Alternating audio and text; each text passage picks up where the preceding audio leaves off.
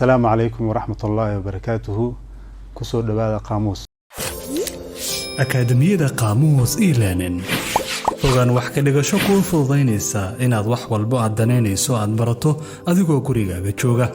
qaamuus waa kaalin waxbarasho online ah looguna talagalay kobcinta iyo kor u qaadista aqoonta baraha iyo barayaashaba.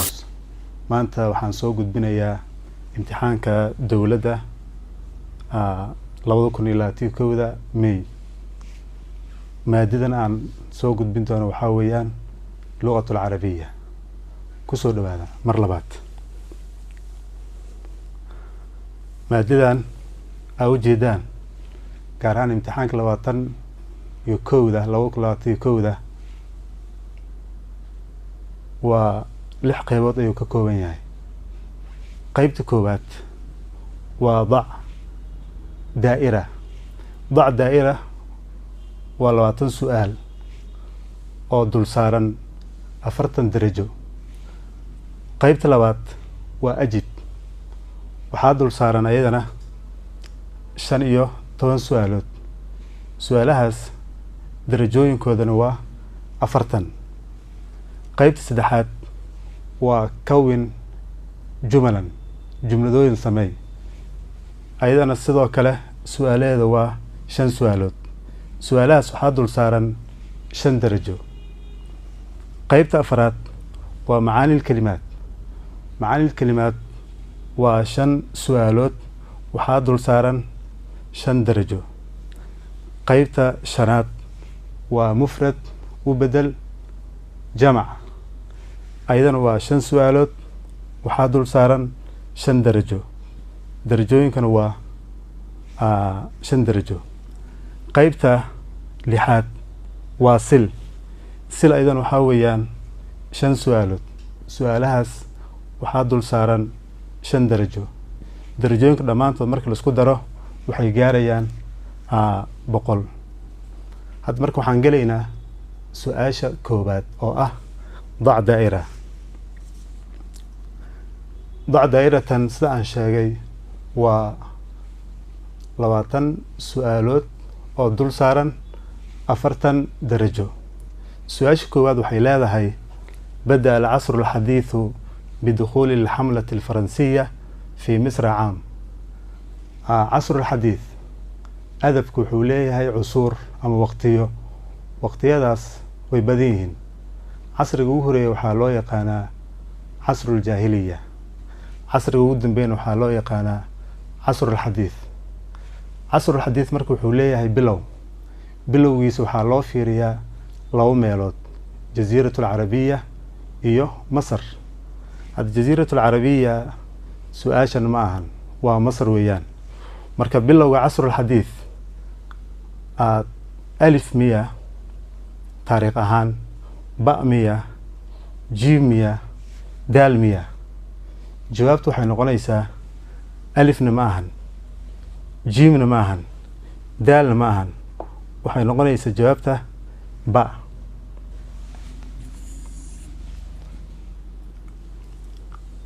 qaybta labaad aan u soo gudbo hadana. su'aasha labaad oo dac daa'ira waa صاحب هذا البيت قم للمعلم وفي تبجيله هو أحمد شوقي أحمد محرم حافظ إبراهيم محمود غنيم.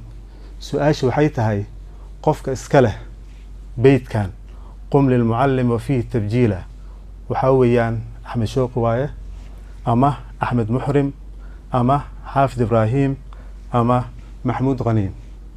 أحمد محرم نماهن حافظ إبراهيم نماهن محمود غنيم نماهن لكن وحويان أحمد شوقي. جوابت الصحة الدورنيس وحواية أحمد شوقي. وحان كسو بحي سؤاشا اللبات أو ضع دائرة. وحان أسو قد بيا سؤاشا سدحات. سؤاشا سدحات وحاويان إريغا الكلمة المضادة لكلمة عصامي. عصامي وإري وحاد كان تالت كيسا. هل كان كسو صار ألف مية باء مية جيم مية دال مية قيب تاوي horta cisaami waxaa laga wadaa qofka ku faanayo aabihiisa. cidaamni waxaa la lahaa qofka ku faanayo naftiisa. marka labadan waxay isku yihiin cagsi. maadaama cagsi isku yihiin, jawaabta saxda ah aad dooranayso waxaa weeyaan cisaami. ama dhakiyun iyo ghabiyun iyo anaani, labadaasi waa su-aalo qalad ah. kasoo gudub. waxaan u gudbayaa su-aasha afraad oo ah qaala tacaala aw man kaana maytan faaxyaynaahu albalaaqatu fi laaya. waxaa sheegtaa aayaddan balaaqada ku sugan alif miya oo sajici ah, aljinaas miya oo ba ah, jiim adibaaq miya, daal almuqaabala miya. marka koowaad dibaaqna maahan, marka koowaad sajci maahan, jinaas maahan, muqaabalo maahan, waxaa weeyaan dibaaq. dibaaq maxaa laga wadaa marka? dibaaq waxaa laga wadaa laba erey cagsi isku ah, labo ama waxay noqon karaan afar, laakiin ugu yaraan waxaa cagsi isku ah laba erey. tusaale ahaan maytan waa dhimasho, axyeynaahuna waa nolol. labadan waxay isku yihiin cagsi. maadaama cagsi isku yihiin, balaaq ahaan waxaa loo yaqaanaa dibaaq. sajcina ma ahan, jinaasna ma ahan, muqaabalana ma ahan. waxaan u gudbayaa su-aasha shanaad oo ah yaa daalib alcilmi ijtahid ijtahid fi hada almithaal. tusaalahan waa bedel ama cadaf ama nacti ama tawkiid. marka koowaad tusaalahan aa ujeedo oo tusaalaha maane su-aasha shanaad, bedelna ma ahan, cadafna ma ahan, nactina ma ahan, waxaa weeyaan tawkiid. tawkiidka waxaa loo qaybiyaa labo: tawkiid lafdi iyo tawkiid macnabi. tawkiid lafdi waxaad soo celinaysaa ereyga labo jeer. sida aa ujeedo ijtahid iyo ijtahid wuxuu soo laabtay labo mar. maadaama labo mar uu soo laabtay waxaa loo yaqaanaa tawkiid, laakiin wuxuu kasii yahay tawkiid lafdi. hadda waxaad dooranaysaa qeybta loo yaqaano tawkiid. ama kuwan kale waa qalad. bedelna waa qalad, cadafna waa qalad. waxaan u gudbayaa su-aasha lixaad oo ah ismu lmafcuul fi hadi alcibaara. qara'tu kitaaban naafican wamaxbuuban. huwa naafican kitaab maxbuuban qara'tu. waxaad soo saartaa ismu lmafcuul. ka soo saar tusaalahan qara'tu miya, kitaaban miya, naafican miya, maxbuuban miya. waxaan ku leeyahay marka koowaad naafican ma ahan ismu mafcuul, kitaabanna ma ahan ismu mafcuul, aye qara'tuna ma ahan. waxaa weeyaan ismu mafcuul wuxuu noqonayaa maxbuuban. maxaa yeelay ismu lmafcuul waxaa loo qaybiyaa labo: thulaathi iyo gayru thulaathi. kani waa thulaathi. marka uu yahay thulaathi waxaa lagu daraa miim iyo waxaa lagu daraa waaw. haddii kani waa ismu mafcuul oo thulaathi ah. kasoo gudub. waxaanu gudbayaa su-aasha toddobaad. su-aasha toddobaad waxay leedahay kalimatu listishraaq fi lugati alcarabiya ma'khuudatun min kalimati rashaqa, qashara, sharaqa, qasara. waxaad sheegtaa istishraaq meesha laga soo qaatay. sharaqa rashaqa miya asalkiisa, qashara miya, sharaqa miya, qasara miya. sidaa u jeedo ereygan asalkiisa wuxuu ahaa 3. waxaa ziyaado ku ah kuwaan dhan. waxaa ziyaado ku ah qaybtan oo ah alifka, siinta iyo ta'da. sidoo kale waxaa ziyaado ku ah aliftan. waxaa kuu soo harayo shiim iyo ra iyo qaaf. marka asalkiisa wuxuu noqonayaa sharaqa. ama inta kale waa ziyaado.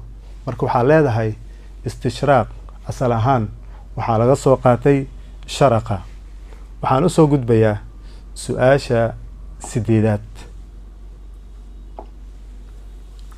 su-aasha sideedaad waxay leedahay almaktabaatu min ahami cawaamil الnahdati الadabiya. maktabaad, su-aasha waxaa weeyaan maktabaad jamcu taksiir miya, jamcu lmudakar asaalim miya, muthana miya, jamcu lmu'anath asaalim miya? muxuu noqonaa marka? dhegeyso hal mar. maktabaad waa jamaca afcariga waxaa loo qaybiyaa ilaa 3. kow, jamcu taksiir waxaa lagu gartaa awsaan ama miisaano. miisaanadaas waxay gaarayaan ilaa 29 miisaan. jamcu lmudakar saalim asagana waxaa lagu gartaa waaw iyo nuun ama ya iyo nuun. sidoo kale jamcu lmu'anath saalim asagana waxaa lagu gartaa alif iyo ta. marka ustaad, jamcu taksiir maahan jamcan, jamcu lmudakar saalim maahan, haye muthanana maahan. wuxuu noqonayaa jamcu lmu'anath asaalim.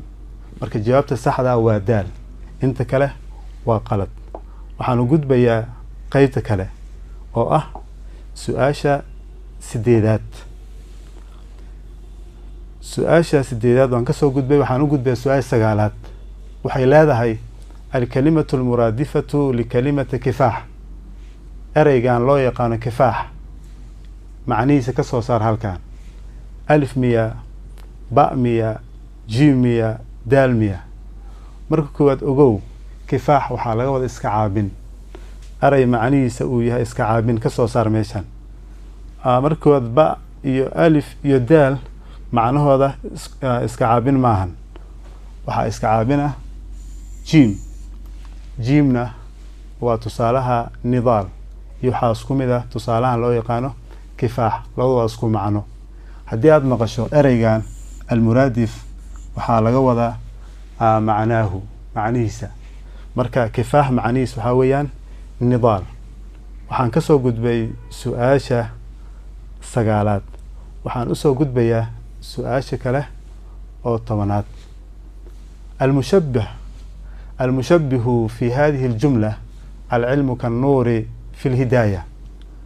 mushabah iyo mushabahu bihi iyo daa tashbiih waxaa lagu bartaa cilmu lbayaan. cilmu bayaan qeyb waxaa jirta loo yaqaano tashbiih. tashbiih wuxuu leeyahay arkaan oo 4. arkaantaas waxay ku kulmaan waju shabah. waju shabaha hadda cilmi wuxuu la mid yahay nuur. meeshay ku kulmeen waa alhidaaya. alhidaaya waa waju shabah. annuur waa mushabahun bihi. alcilmuna waa mushabah. sababtan waxay tahay waju shabahan wuxuu ku batay annuur, wuxuu ku yaryahay alcilm. maadaama uu ku batay annuur uu ku yaraaday cilmi, cilmigaas waxaa loo yaqaanaa mushabah. ama kuwa kale waxaa loo yaqaana mushabah bihi iyo daa tashbiih iyo waju shabah. hadda marka alcilmu ayaa waxaa loo yaqaanaa mushabah. ama annuur mushabah maahan, alhidaayana mushabah ma ahan, alkaafna mushabah ma ahan. marka waxaan kasoo gudbay haddana su-aasha 10aad. jawaabteeda saxdana waa alif, alcilmu. waxaan usoo gudbayaa su-aasha kale oo ah 11aad.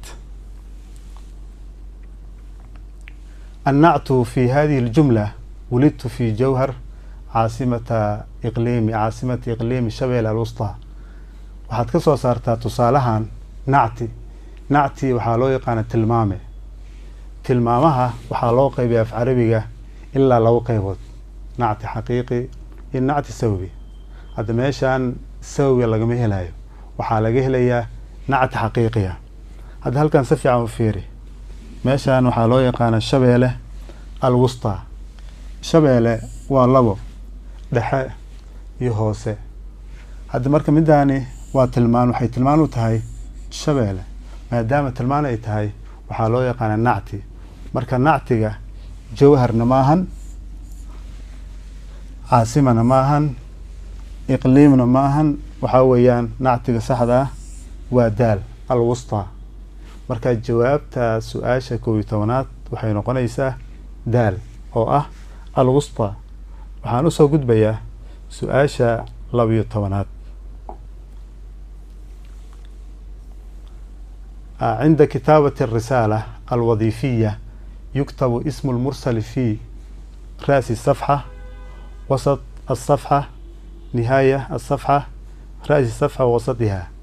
معناه waxaa laga wadaa markaad qoraysid fariin ama message qofka diraya magaciisa waxaa lagu qoraa warqada korkeeda, dhexdeeda, dhamaadkeeda ama meelo kale. marka su'aalahan dhamaantood waxaa sax ah qaybtan oo ah nihaaya, nihaayat safxa taada saxa. ama inta kale waa qalad. laguma qori karo qofka diraya warqada magaciisa رأس الصفحة وسط الصفحة iyo qaybtan kale laguma qoro. waxaa lagu qoro oo kaliya nihaayati الصفحة. waxaan usoo gudbayaa su-aasha 13aad. su-aashan waxay leedahay الشعر الديني هو من فنون الشعر الغنائي لكونه. الشعر الغنائي aad ujeedo wuxuu leeyahay 4 qaybood. qaybihiisa waxaa ka mid ah shicru diini. shicru diini marka wuxuu ka mid yahay funuun noocyada shicru lghinaa'i. shicru lghinaa'ina wuxuu ka sheekeynayaa dareemaha dadka. maadaama uu ka sheekeynayo dareenka dadka ama uu ka hadlayo, marka jawaabta ugu saxan alif ma noqonayso, jiimna ma noqonayso, daal ma noqonayso. jawaabta waxay noqonaysaa ba. shicru diini ama shicru ghinaa'i waa mid ku xiran dareemiyaasha insaanka. marka su-aasha saxda waxaa weeyaan ba. waxaan u gudbayaa su-aasha 14aad. 14aad waxaa weeyaan الذي يبني ويربي الجيل هو المهندس المعلم الطبيب الشاعر. midka dhisaayo ama barbaarinayo jiilka soo socdo waa muhandis, injineerka ama macalinka ama dabiibka ama gabayaaga ama shaacirka. keewa marka su-aasha saxda waxay noqonaysaa almucallim. inta kale waxa ma dhisaan, dadka ma dhisaan, waxay dhisaan wax kale. marka qofka dadka dhisaayo waa macalinka. marka jawaabta saxda ah waa ba. inta kale waa qalad. waxaan usoo gudbayaa su-aasha 15aad. أرسلت الدولة العين. su-aashan si fiican u dhegeyso ustaad. waxaa jira waxa loo yaqaano majaas mursal. majaas mursal wuxuu leeyahay waxa loo yaqaano calaaqaad. calaaqooyinkiisa waxay gaarayaan ilaa 30 xabo. 30kaas waxay iskula socdaan labo. haddii mid la sheego midka maqan ayaa loola jeedaa. hadda fiiri, dowladdu waxay soo dirtay alcayn. cayn waxaa laga wadaa isha. isha lama soo diri karo. ishaan waa juz, waa qayb. waxaa lasoo dirayna maxaa waaye? waxaa lasoo diray waxa loo yaqaano jaasuus. jaasuuskan waa kulli, ishana waa juzi. maadaama la sheegay hadda juzi, waxaa loo yaqaanaa majaaz mursal. lama dhihi karo majaaz alcaqli, lama dhihi karo alkinaaya, lama dhihi karo isticaara. marka su-aasha saxda waxaa weeyaan almajaaz almursal. sababtan waxay tahay tusaalahan waxyaabaha la sheegay waxaa weeyaan alcayn. caynu waa juz, waxaa maqanna waa kulli oo jaajuusa. marka su-aasha 15aad jawaabteeda saxda ah waa alif, waa majaaz mursal. waxaan usoo gudbayaa su-aasha 16aad. 16aad اتفاق أواخر الجمل في الحروف القرآنية. حروفها قرآنك gaar ahaan aayadaha meesha ay ku dhammaadaan haddii isku mid ay yihiin waxaa loo yaqaanaa sajc lama dhihi karo, dibaaqna lama dhihi karo, jinaas lama dhihi karo, waxaa leedahay fawaasil. ama wixii ka soo haray qur-aanka waxaa leedahay waa sajci, ma dhihi kartid fawaasil. ama haddii laga helo xuruufa isku midka aayadaha dhammaadkooda taas waxaa loo yaqaana fawaasil. ama sajcigaas lama dhihi karo. waxaan ka soo baxay hadda su-aasha 16aad. waxaan usoo gudbayaa su-aasha 17aad.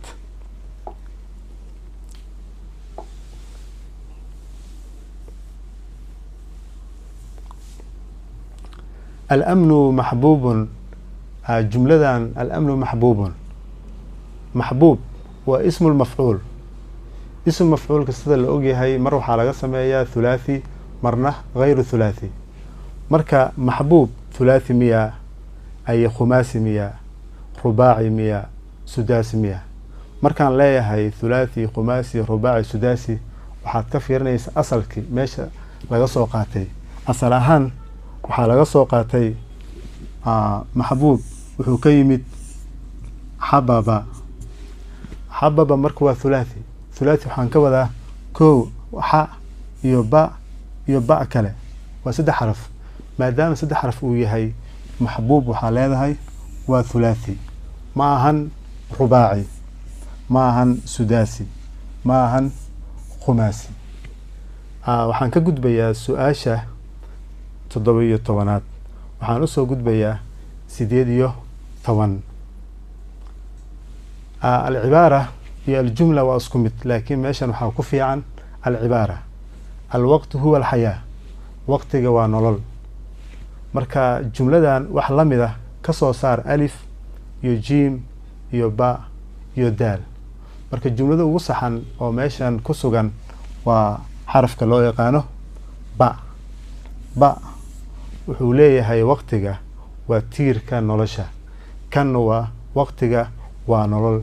marka su-aasha 18aad waxaa saxan jawaabta ba. ama alif iyo jiim iyo daal waa su-aal qaldan. waxaan u gudbayaa su-aasha 19aad. 19. أسس الجيش لتدمير مصالح الدولة والأفراد. waxaa la asaasay ciidan si ay u burburiyaan danaha dowladda iyo dadka.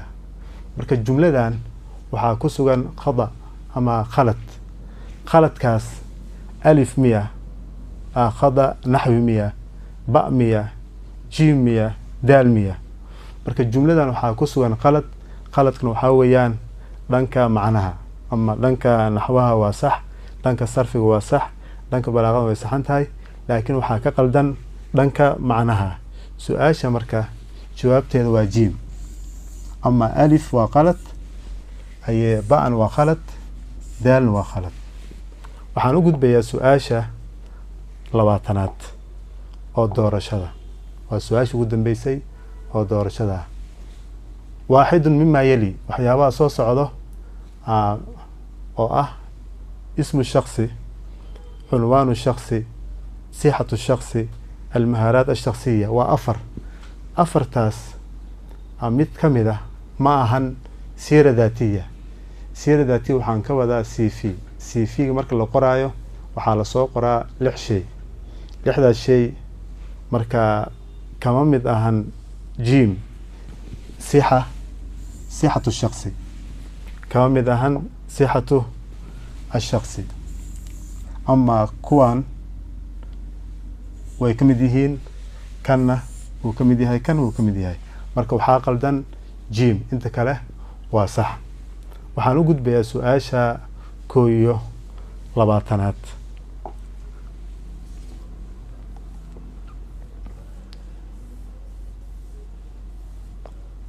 su-aashan waxay leedahay udkur soo sheeg. su-aalaha marka aan ka soo baxay waa dac daa'ira. ama su-aalahan kale soo socdo waa ajib. ajibta waxay gaarayaan ilaa 15. waxaa dul saaran darajooyin gaarayo 40 darajo. su-aasha koowaad waxay leedahay udkur sheeg 4 afar ka mid ah xuruuful jar. marka xuruuful jar asal ahaan waxay gaarayaan 21. marka wuxuu leeyahay marka afar ka mid ah sheeg. afartaas shay waxaa ka mid ah min wacala wafi iwarub iyo wixii kale waa sheegi kartaa, laakiin hadda waxaan soo qoray afartaas soo qoray. waxaan u gudbayaa su-aasha labaad oo ajib ah.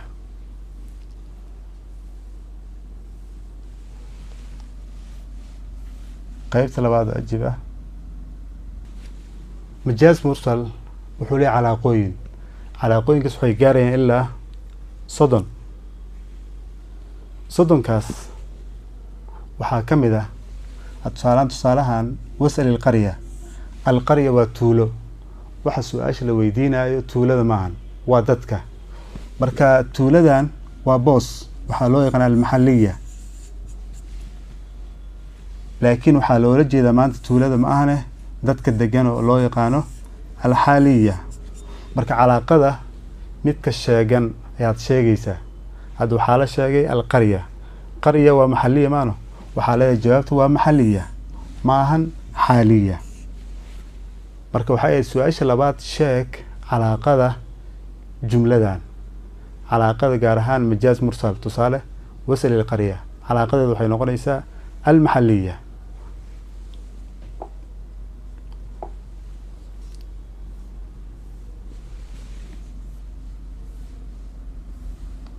waxaan usoo gudbayaa su-aasha saddexaad. maa huwa almukana canhu. ustaad waxaa jira waxa loo yaqaano kinaaya. kinaayada af soomaali ahaan waa sarbeeb. sarbeebtu waxay ka kooban tahay 2 erey. ereyga maqan waxaa loo yaqaana mukana canhu, ereyga joogana waxaa la mukana bihi. hadda fiir hadalkan luqat addaadi. luqat addaad haddii aada maqasho waxaa laga wadaa af carabi. af carabi maadaama uu maqan yahay waxaa loo yaqaan mukana canhu. luqat addaad oo joogana waxaa lahaa magaciisa waxaa loo yaqaanaa almukana bihi. marka su-aasha hadda lagu weydiye waxay ahayd luqat addaadi mukana canhugiis sheeg. mukana canhugiis wuxuu noqonayaa alluqa alcarabiya. ama luqat addaad maadaama uu joogo waxaa loo yaqaan mukana bihi. midka meesha laga fahmayana waxaa loo yaqaanaa alluqa alcarabiya waa mukana canhu. waxaan u gudbayaa su-aasha saddexaad.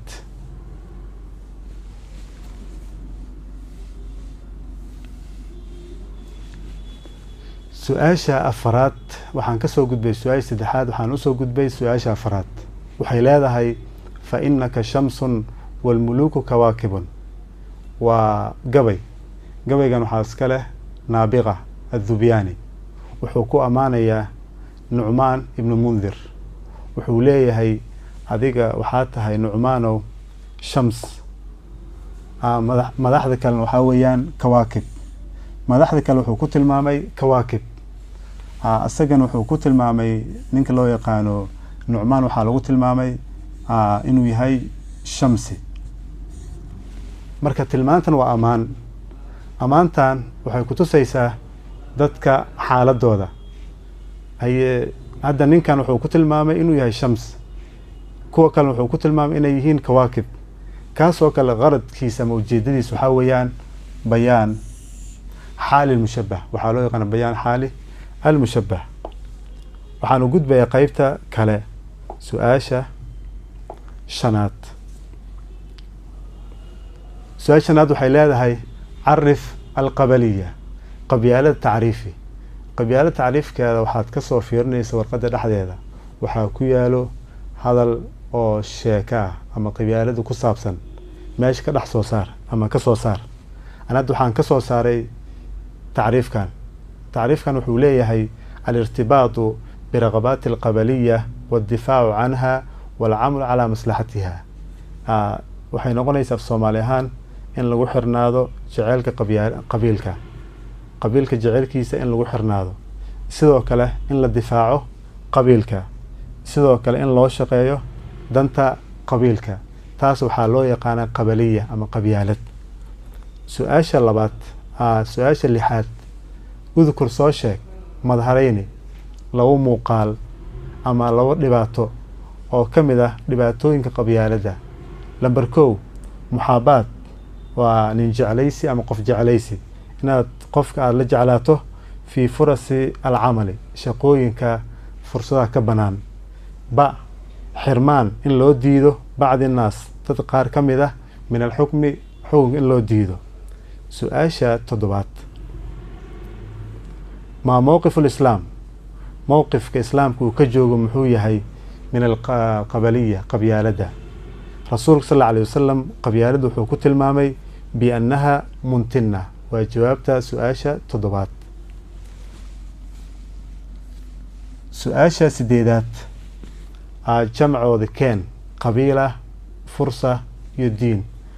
qabiil jamciis waa qabaa'il, fursa jamceeda waa furas, diin dayn markay tahay dayn jamceeda waa duyuun, diin markay tahayna jamceeda waa addiyaan.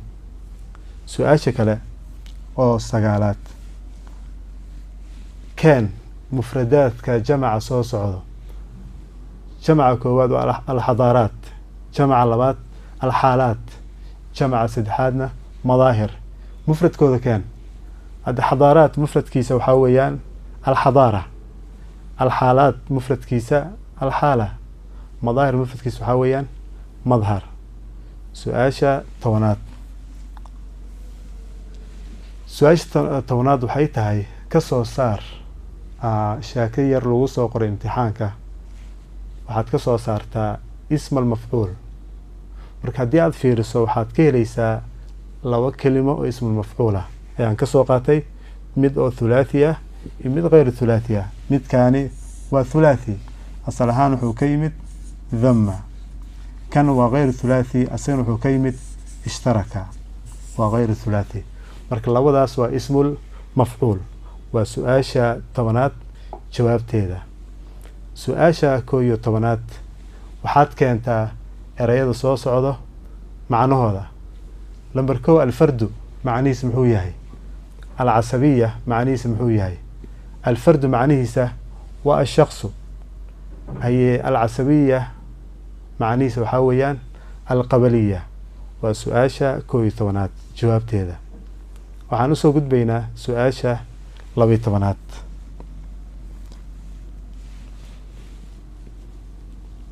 udkur sheeg maa yudaadu alkalimaat alaatiya. ereyada soo socdaan cagsigooda ama lidkooda sheeg. ereyga koowaad asawaab, macnihiisa cagsigiisa wuxuu noqonayaa alkhada. ereyga saddexaad alkhilaaf, macnihiisa aan ku soo celi mar labaad. ereyada soo socda cagsigooda ama lidkooda sheeg. hadda asawaab toosan cagsigiisa alkhada. alkhilaaf cagsigiisa itifaaq. madmuuma cagsigiisa waxaa weeyaan mamduuxa. su-aasha 13aad limaada naha alislaam alqabaliya. sababta uu u reebo islaamka qabyaalada maxay tahay? jawaabteeda waxay noqonaysaa hadalkan liannaha qabyaalada tu-adii waxay u keenaysaa binnaasi dadka ila shiqaaqi khilaaf iyo walkhilaafi khilaaf. su-aasha 14aad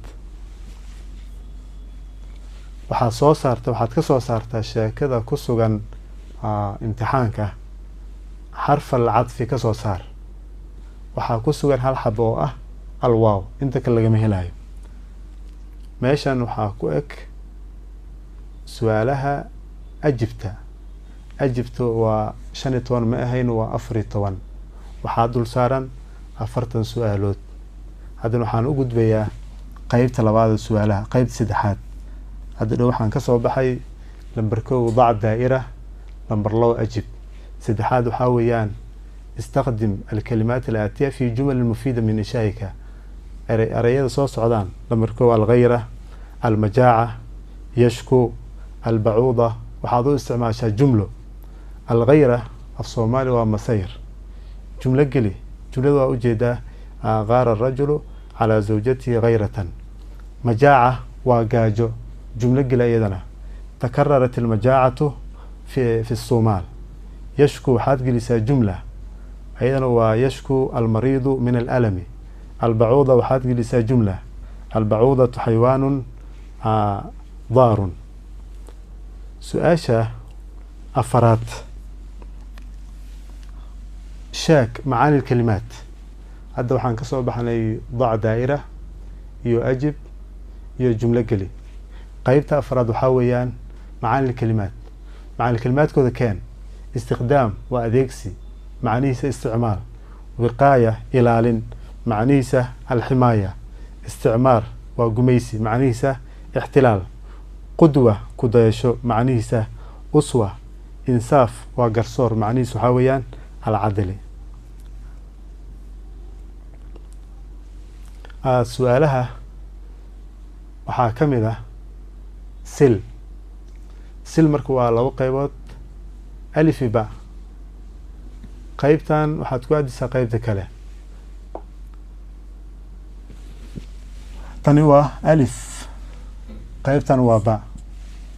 هذا لبركو ما ندوريها وحو كمديها لباتوينكا أو خطرت له أو شهادت كذا أي أسو قدبان بلشدة. marka tani waa inta ku soo aadi lambar 2. النداء وباق أما قف لو يراي وتوجيه الدعوة إن لو يرو إلى المقادة قف كلا لهذا. تani waxay noqonaysaa lambar 2. lambar 3 شعر السياسي wuxuu kamid yahay noocyada shicirka cusub laakiin wuxuu kaga duwan yahay kuwa kale wax kale laakiin wuxuu aan ku soo celin taas hal mar lambar 3 qalad waaye waan ku soo celinaa. الشعر السياسي شعرك أو سياسي wuxuu kamid yahay noocyada shicirka carbeed laakiin uu khilaafaya kuwa kale. waa jawaabta waxaad ku adinaysaa lambar 3. lambar 4 عصر الحديث وآخر العصور الأدبية. عصر الحديث waxaan sheegay hadda qaybtii hore waxaan ku soo sheegay عصر الجاهلي waa cusurta midka ugu horeeyo. عصر الحديث waa midka ugu dambeeya sayana waa 4. lambar 5 nasriga tacriifkiisa waa hadal aan lahayn miisaan haddana ku tiirsan dhabta waa qaybta 5aad.